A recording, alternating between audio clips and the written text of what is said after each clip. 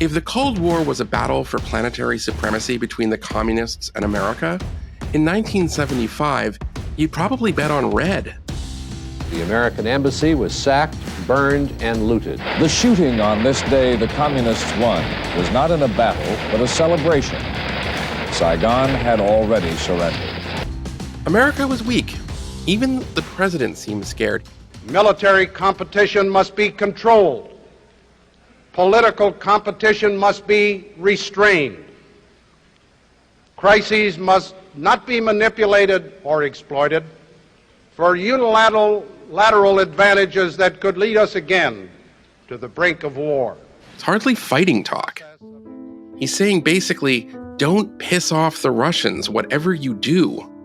Ford himself certainly didn't plan on doing so. When the Soviet dissident Alexander Solzhenitsyn visited Washington in 1975, President Ford refused to meet with him.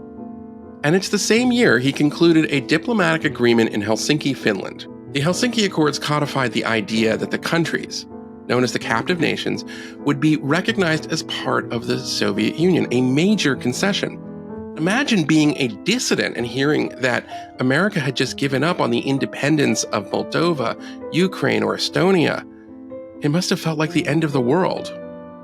The agreement was not popular with the DC Cold Warriors either. Ronald Reagan, then embarking on his first, ultimately unsuccessful attempt to become president, reared up in righteous anger against the concession to what he called the evil empire. We gave away the freedom of millions of people, freedom that was not ours to give. Now we must ask if someone is giving away our own freedom. But history is a funny thing, because as much as Reagan railed against the Helsinki Agreement, by the time he was president, it would become his secret weapon.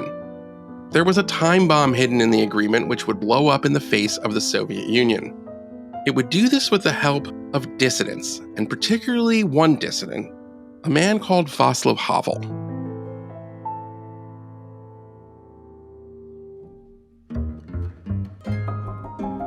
In Havel's early life, he experienced success, fame, and even a degree of freedom. He came of age in the 1960s when, at least in Czechoslovakia's capital, Prague, there was an opening. By the middle of the decade, one could purchase books by D.H. Lawrence and records by the Beatles. Into this blossoming country, the National Communist Party selected a reformer, Alexander Dubček, to be its chairman in 1968. Immediately, he attempted to reform the system, loosening state censorship, allowing citizens to travel. He called it socialism with a human face that the Kremlin was very happy to stamp out. Once again, the Soviet Union, demonstrating a colossal contempt for the opinion of mankind, has resorted to brute force to keep a satellite nation under control. Russian tanks and infantry, aided by troops from East Germany, Hungary, Poland, and Bulgaria, have occupied Czechoslovakia and have crushed the new and relatively liberal leadership of that small country. The bloom of the Prague Spring was replaced with a gray, monotonous torpor, where the state didn't necessarily enforce ideological conformity at the barrel of a gun, but it maintained its power nevertheless. Performance of songs in English, for example, was forbidden. For those that did not want to sing the Politburo's tune, they had to go underground, in more ways than one. We are now listening to the Plastic People of the Universe in a video recording that has miraculously survived from 1971. The band's name is taken from Frank Zappa's Mothers of Invention song, Plastic People. And the song they are covering is by a band widely revered by every cool kid who ever started a band of their own. These guys. Run, run, run, run, run, gypsy death in you. Hey, what you do? The Plastics were punk before punk, facing the new rules against performing anything other than totalitarian drivel. They embraced a DIY spirit and created their own scene. They taunted and sneered at the authorities, and eventually, they really became outlaws. Part of the DIY Czech underground revolved around setting up makeshift concerts in the countryside because Prague was just too hot. This was, in a sense, serendipity. Václav Havel was also spending more and more time at his own farmhouse in the countryside. Eventually, the playwright and the Plastics crossed paths. When the band was first arrested by the secret police in 1976 and sentenced to prison, Havel became their primary defender, and they became the center of his mission. Havel understood something very important in that moment. Any effort to suppress an artist is an attack on all artists.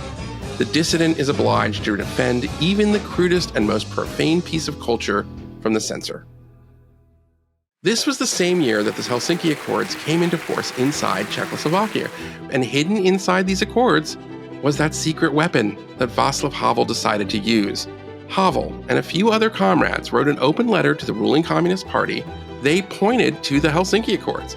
Hidden in this agreement was the statement that all nations would respect human rights and support the reunification of families and protect independent journalism and so on.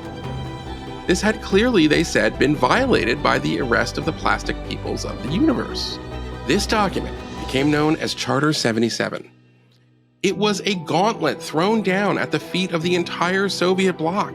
You say you support all of these human rights, and yet they are, on paper only.